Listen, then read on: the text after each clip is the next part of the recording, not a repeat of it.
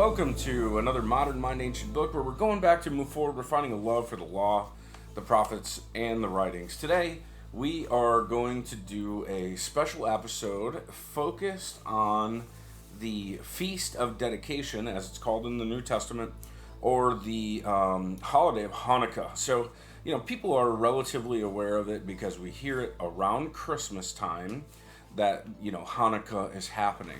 But we don't often tie it to Jesus. And so, since this podcast is all about going back to move forward, what we want to do is we want to revisit the first century and realize that Jesus celebrated this holiday, that this was an important thing to him. And a lot of the motifs in this, being the light of the world and that kind of thing, they appropriately point to the one who rose from the dead, becoming the firstborn, Jesus himself. So Hanukkah, while not recorded in the New Testament, or in the Bible, it's actually recorded in the books of Maccabees, is a record of God doing something in the world. His hand reached in and he made some changes, and he brought back a people to a sort of faithfulness in the midst of chaos.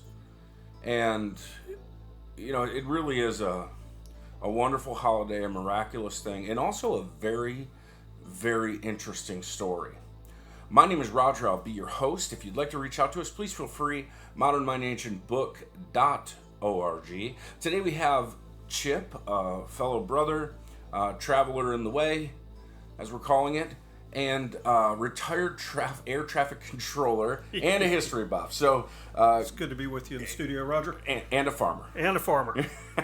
Best thing I ever did. Yeah, it's a great life. So let's jump right into this one. So the Feast of Dedication, or the celebration of Hanukkah, actually starts when the Persians let the Jewish people go back and build the temple, because without the temple, we wouldn't have the desire to let the Jewish people kind of have their own autonomy. Oh, that's true. Very true. The temple's central to the story. That's right. Yeah, the temple is a beautiful, beautiful piece of architecture, and that temple gave the Jewish people a place in the world of prominence.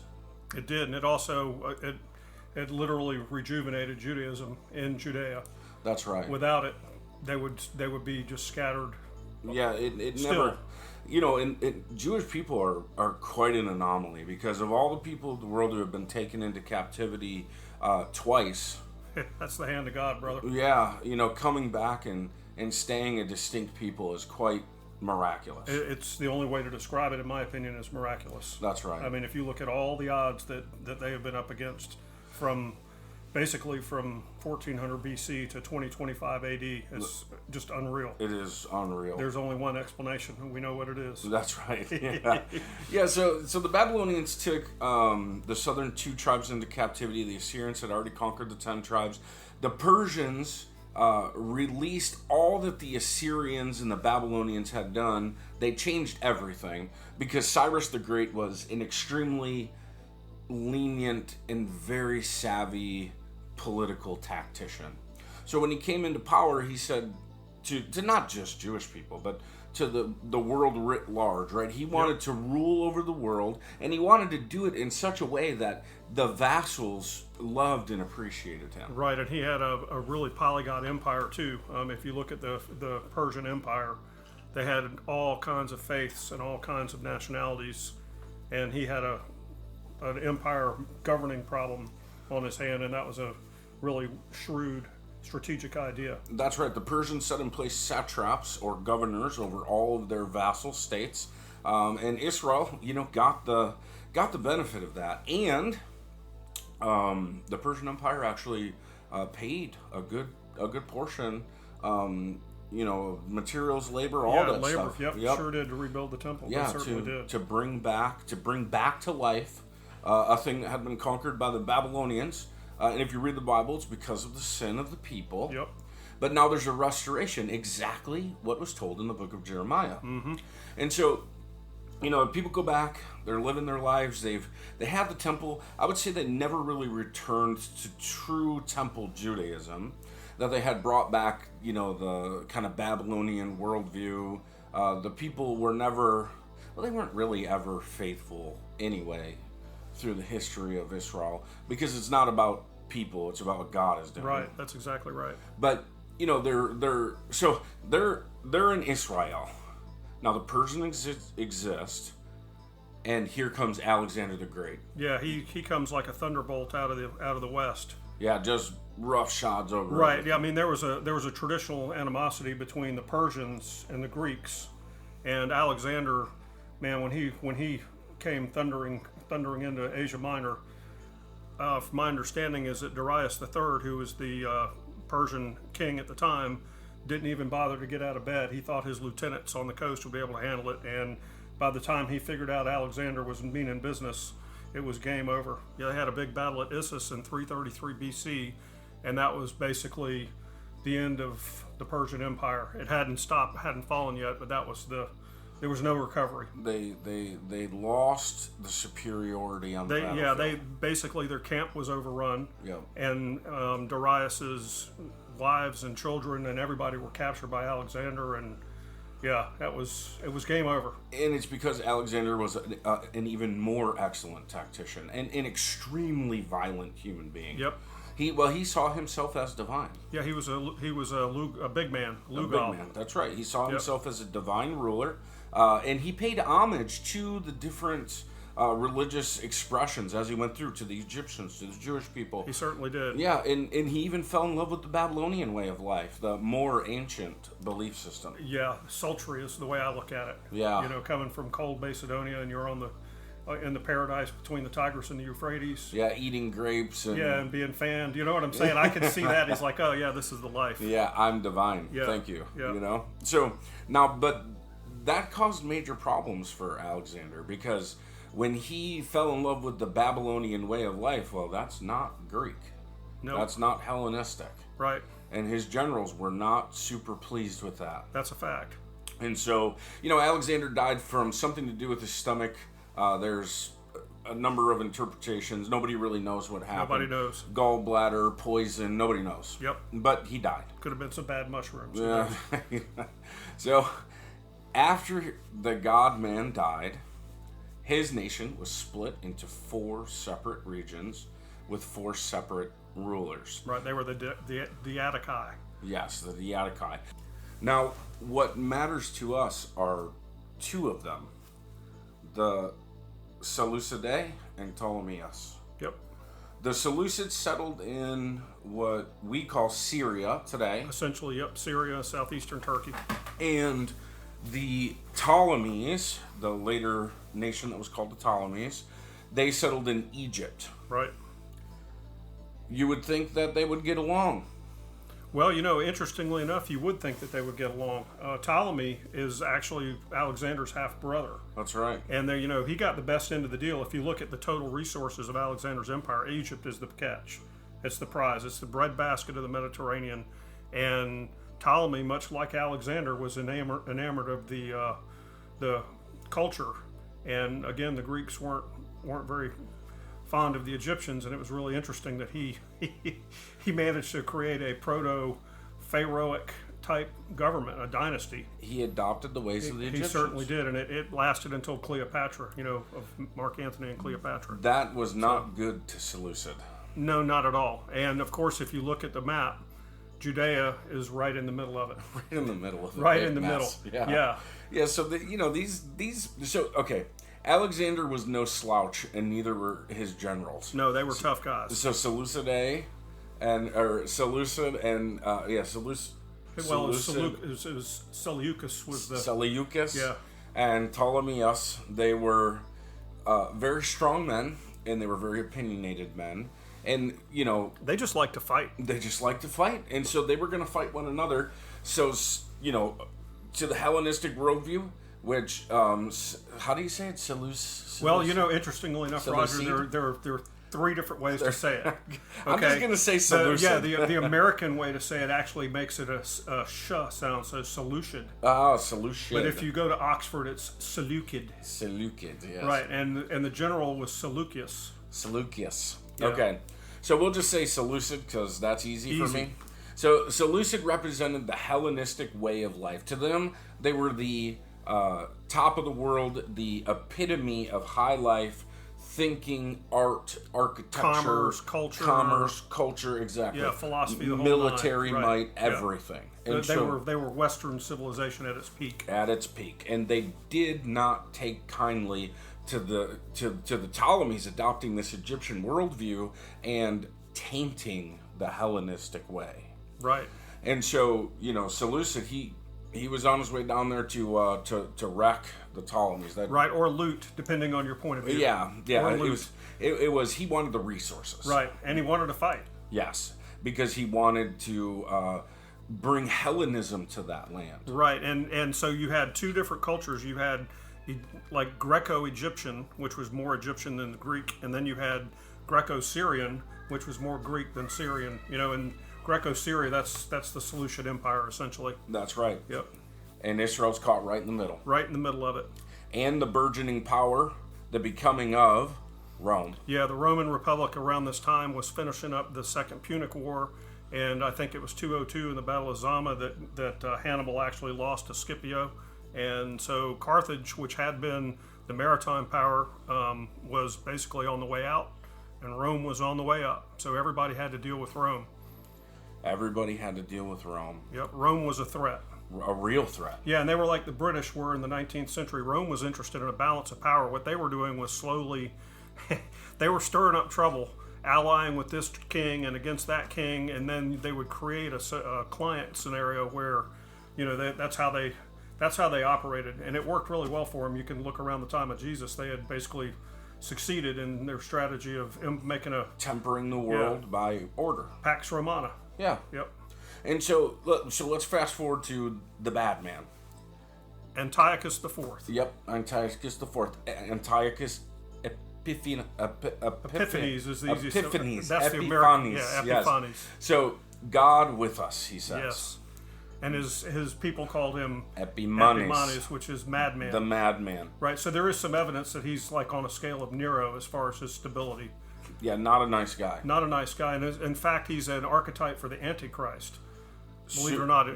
The Book of Daniel says that. Well, let's get to that. Yeah, we'll get to that later. Sorry. Okay. I'm jumping so in. Here we go. We've got Antiochus, who wants to go and make this Hellenistic Egyptian worldview stop. He needs it to be more Hellenistic than that. He's very angry. But you have the Romans who just want stability. Yep. So Epimanes can't continue. Right. Yeah. Essentially, he actually is very successful. He raises an army, and if you can imagine the logistics, haven't been in the military, you know how that is.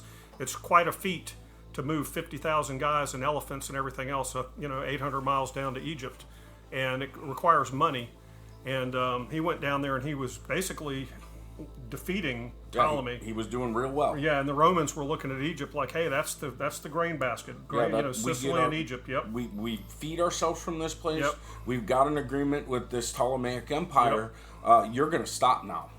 And there was some history with Antiochus III. So Rome didn't really like Antiochus. They didn't like the Seleucids at all. So anyway, so Antiochus IV. Epiphanes, I'm going to call him Epimanes because he was a madman. So he's humiliated, essentially militarily humiliated, and has to withdraw. He didn't really retreat. He had to get out of town, and he's passing right by through Judea. And meanwhile, this is around 175 when Antiochus comes to power, 175 BC. Meanwhile, inside of Jerusalem, you've got another scenario brewing. Another cup of trembling. Yeah, another cup of trembling. There you go. So if you can imagine the Greeks, much like the British and the Americans, have basically Hellenized. We'll call it Hellenization.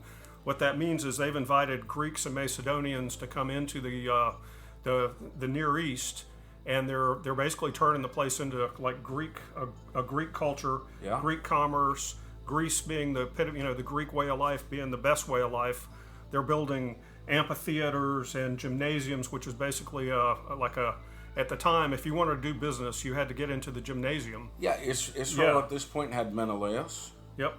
And then Jason. Yep, a man named Jesus, though. Yeah, he was exactly. Yeshua. He was. Sure was. So Jason was a Romanized name, or a Hellenized name. Right. They took Hellenized their names so that they could do business in the Seleucid Empire. That's right.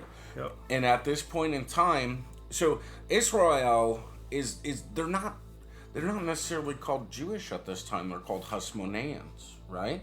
I think, well, that comes next. That's part of the revolt. That's part of the the Maccabean Revolt. Yep. Okay, so you have this there's division in Israel. Big time. You know, there are people who don't want to be Hellenized, and they speak Aramaic. They don't even speak Hebrew because it's a leftover from the Babylonian and Persian captivity. Aramaic had taken over. When nations take over, their culture and their language comes with them. And frequently in those times, they're gods. And they're gods, that's right. Yep. And so, they had Aramaic as a language, but now this Koine Greek is being entered. Yeah, it sure is. And so one of the advantages to Hellenism if you're a rich, like say a merchant, a Jewish merchant out of Jerusalem or Judea, you really can't do business outside of your little local province without being, Hellenized. You have to speak Greek. If you want to do business with the Greeks, you're going to the gymnasium.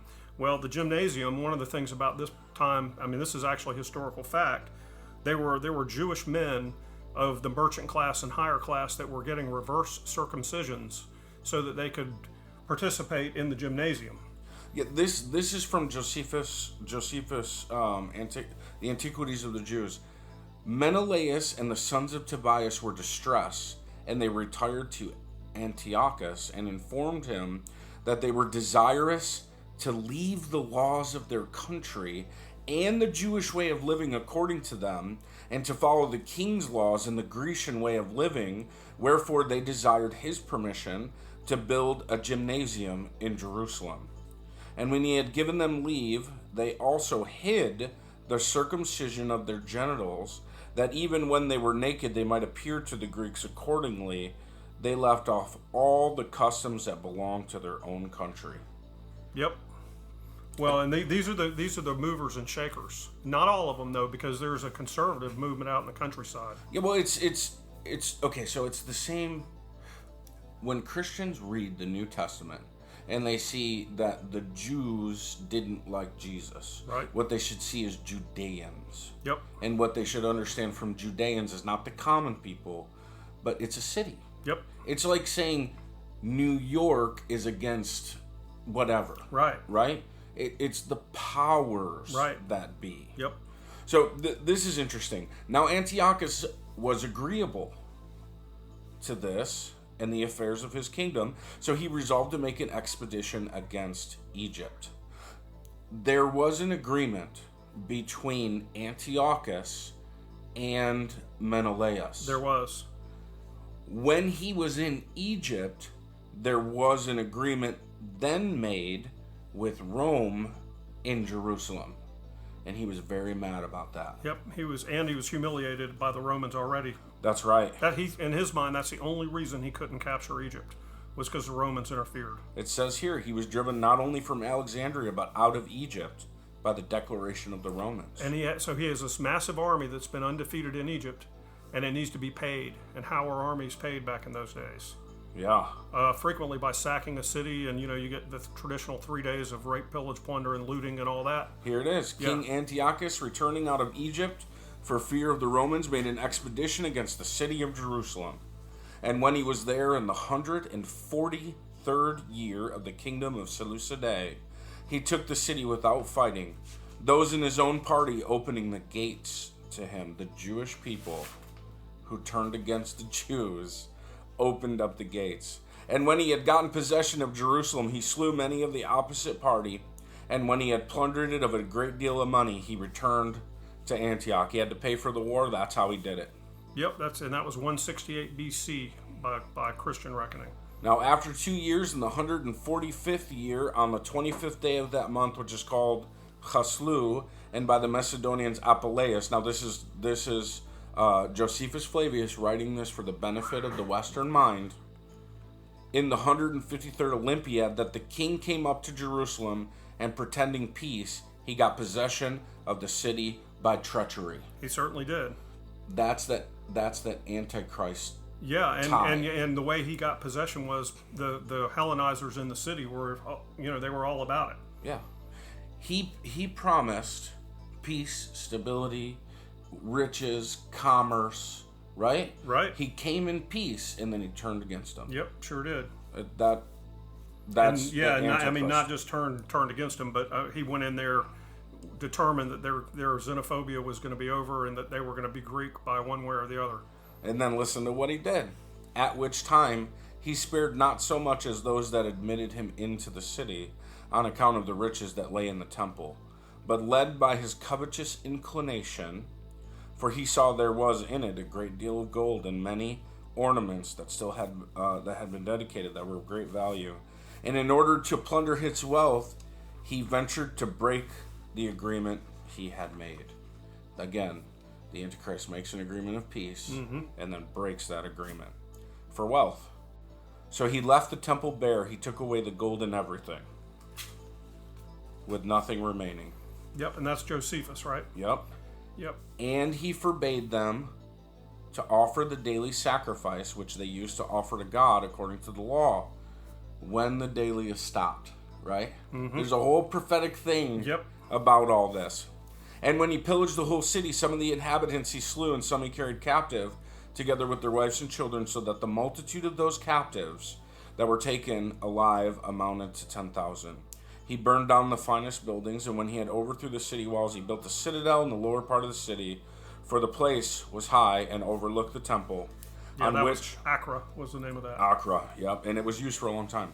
Of which account he fortified it with high walls and towers, and he put into it a garrison of Macedonians. However, in that citadel dwelt the impious and wicked part of the Jewish multitude, from whom it proved that the citizens suffered many and sore calamities. These are the powers. And when the king had built an idol upon God's altar, he slew swine upon it, and so offered a sacrifice neither according to the law nor the Jewish religious worship in that country. He also compelled them to forsake the worship which they paid their own God, and to adore those whom he took to be gods, and made them build temples and raise idol altars in every city and village, and offer swine upon them. Yep. And in the words of, so First Maccabees is basically doesn't explain the motives of Antiochus, but Second Maccabees, it basically says in 5:15 in Second Maccabees, nor might all this content him.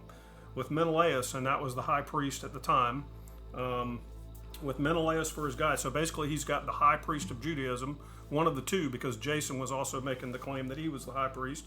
But Menelaus for his guide, that was traitor to faith and folk, what must he do but make his way into God's temple? Holier in all the world is none.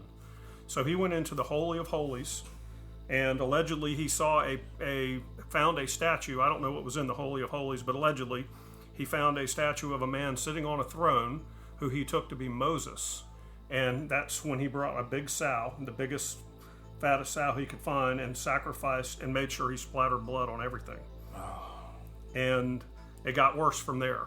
So if you could imagine the people and including a lot of very devout Jewish folk inside of Jerusalem, but especially in the countryside, they can't observe the Sabbath. They're not allowed to sacrifice it was bad. They can't practice their religion. Circumcision. The temple was taken from them yet again. Circumcision was outlawed. Yep. Death penalty, by the way, from what I understand, if you violated any of these precepts that Antiochus imposed. And the surrounding Samaritans saw that the Jews suffered these. They no longer confessed that they were their relations. Right. Nor that the temple on Mount Gerizim belonged to the Almighty God. This was according to their nature, as we've already shown, that they now said that they were a colony of the Medes and Persians, and indeed they were a colony of theirs. So they sent ambassadors to Antiochus, and an epistle, a writing, whose contents are these: to King Antiochus the god Epiphanes, a memorial from the Sidonians who live in Shechem. Our forefather, upon certain frequent plagues, and as following a certain ancient superstition, had a custom of observing that day which the Jews is called the Sabbath. And when they erected a temple on the mountain called Gerizim, though without a name, they offered upon it the proper sacrifices. Now upon the just treatment of these wicked Jews, those that manage their affairs, supposing that they were of relation to them, and practiced as they do, make us liable to the same accusations, although we are originally Sidonians. Right. Isn't that interesting? Well, see, it's just... So these are the Samaritans trying to distance themselves from Judea. From their own relationships. Right. Yeah, from their own... And it's for fear. Right. Which is the way the world, I mean, even today, runs. I mean, let's be fair. What's going on in Syria right now? Right. Fear. What's going on in Nigeria? Fear. What's going on in old Persia, Iran? Fear. Yep. How is Israel dealing with their enemies? Fear. Yep. Right? So this whole violence among the nations, this cup of trembling thing, it's absolutely pronounced in this moment in time. Israel, caught in the middle of great empires, was also devouring itself. It certainly was. There was no peace. But out in the countryside, there was anger. Yes. Crazy anger. And, I mean, I can't overstate how angry the population was. So the Hasmoneans, or Hasmoneans, how would you say that word? Hasmoneans works. Well, okay, so they're out in the countryside. Now, they are a family of Levites, so they are of the original priestly class. Yep. Mattathias is the patriarch of their clan, and he is a priest in a town called Modiin. And apparently, I'm not sure if it came from by the orders of Menelaus or Antiochus. I'm not certain how it got there, but apparently they came to his town and they told him that he needed to make a sacrifice to Epiphanes, and he refused to do it. Yeah. So another man stepped up, another Jewish man in the town stepped up to make the sacrifice. And Mattathias... Hold on. Okay. Before we get there, let's slow down for a minute. Okay. So now this Mattathias lamented to his children the sad state of these affairs, the ravage made in the city, and the plundering of the temple, and the calamities the multitude were under. And he told them that it was better for them to die for the laws of their country than to live ingloriously as they did. Right. But those who were appointed by the king were come to Modin, that they might compel the Jews to do what they were commanded, and to enjoin those that were there to offer sacrifices, as the king had commanded. They desired that Mattathias, a person of the greatest character among them, both on other accounts and particularly on account of such numerous as so deserving a family of children, would begin the sacrifice. They asked him to do the sacrifice. They did, because he was the leading Jewish man in Modiin. Because his fellow citizens would follow his example, and because such a procedure would make him honored by the king. But Mattathias said that he would not do it, and that if all the other nations would obey the commands of Antiochus, either out of fear or to please him, yet would not he nor his sons leave the religious worship of their country. But as soon as he had ended his speech, there came one of the Jews in the midst of them, and sacrificed as Antiochus had commanded. Yep. At which Mattathias, in great indignation, ran upon him violently with his sons, who had swords with them, and slew both the man himself that sacrificed, and Apelles, the king's general, who compelled them to sacrifice. With a few of his soldiers he overthrew the idol altar and cried out, "If," said he, "anyone be zealous for the laws of this country and for the worship of God, let him follow me." And they did. Hence the beginning of what will soon be Hanukkah. Yep. These men were brave. And also they were God-led in my mind. This is another example of God reaching into history and preserving Judaism. What I mean in this particular scenario is, imagine if he had made the sacrifice and it just faded away. We never would have heard of him. No. There would have been, that would have been the end. They would have been no different than any other ethnic group in the area. They were insanely, not only perceptive but capable. They were. Well, they they definitely were. So So he had how many sons? 5, right? 5, yeah. So he had his first son, John, who I think is also called Gaddis. I'm not sure which one of those is Aramaic and which one of those is Hebrew. He had Simon or Simeon, who was also known as Thassi.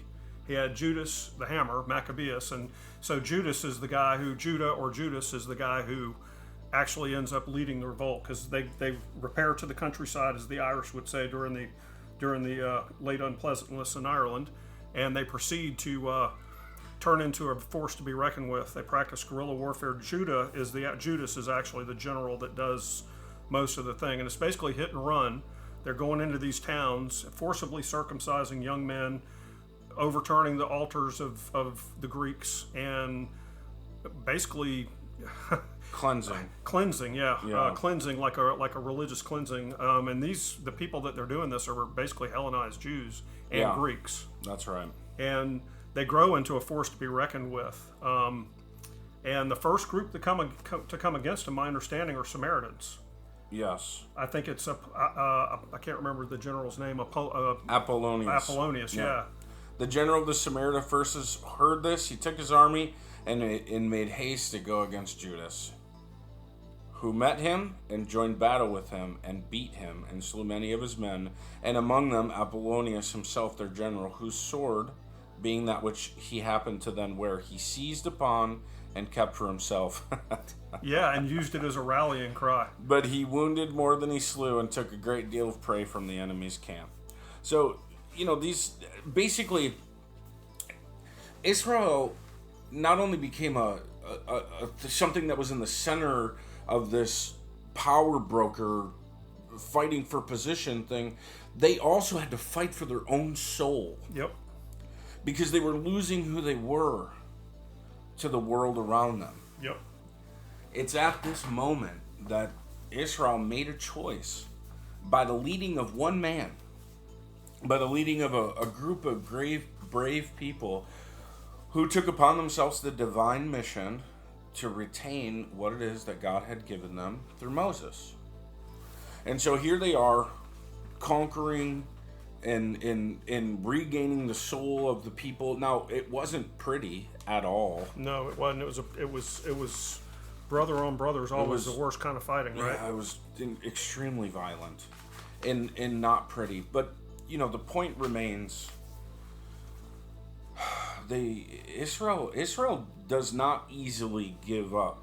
No, they're stiff-necked. Yes, who they are. Stiff-necked. And that thing is what has created the nation that we have today, and it's that which created the holiday that is called Hanukkah. Now, the thing that matters tremendously, and that I want to point out for Christians who are listening to this, is that we've got something to learn from this too. When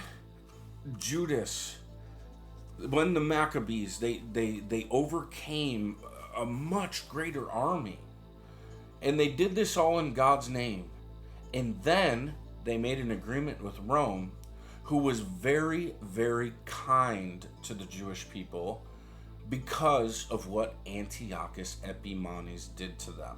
Yep. In Israel at this time was able to, because of this tragedy and because of this brokenness, have a carve out to where Judaism could exist without emperor worship. As long as they kept the peace and sent tribute. That's right. That's what it turned into eventually. The Romans are very slow moving, like the Russians. Yes. And the wonderful thing about that is it created the space to allow Jesus to teach and call up a people and for them to grow. Without that space, it never would have happened. Jesus would have been killed much sooner. Mm-hmm. And his little mission would have been just utterly wiped out before it could have become anything bigger. And we would have a different calendar too. Because God is always reaching into history. Yep. And so for you Christians, I want you to hear that he offered a swine on the altar. He did. And had he did much worse things. There's the story of Hannah, So if you could imagine, we're gonna read it right now. Yeah, go ahead. And there's a reason for this. Okay, so this is from First Maccabees. Okay, in chapter 7, it also came to pass that 7 brothers and their mother was arrested and shamefully lashed with whips and scourges by the king's orders, that they might be forced to taste the abominable swine's flesh. But one of them spoke up for the others and said, "Why question us? What would you learn from us? We are prepared to die sooner than break the laws of our fathers." Then the king in his exasperation ordered pans and cauldrons to be heated, and when they were heated, immediately ordered the tongue of the speaker to be torn out, and to have him scalped and mutilated before the eyes of his brothers and mother. And then had him put on the fire, maimed and crippled as he was, but still alive, and set fry in the pan. And as the vapor from the pan spread, they and their mother exhorted one another to die nobly, uttering these words, "The Lord God sees this, and truly has compassion on us, even as Moses declared in his song, which testified against them to their face, saying, and he shall have compassion on his servants." Now, this is the tradition I love, and these are my people. Mm-hmm. I don't eat pork for this reason. Right? So, I really want, I know that it's hard to give up bacon. Okay?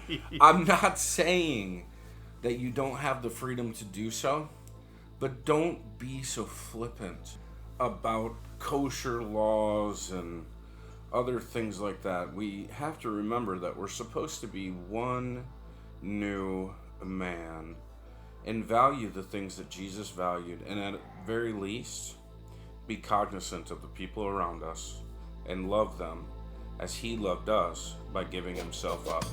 We'll see you next time.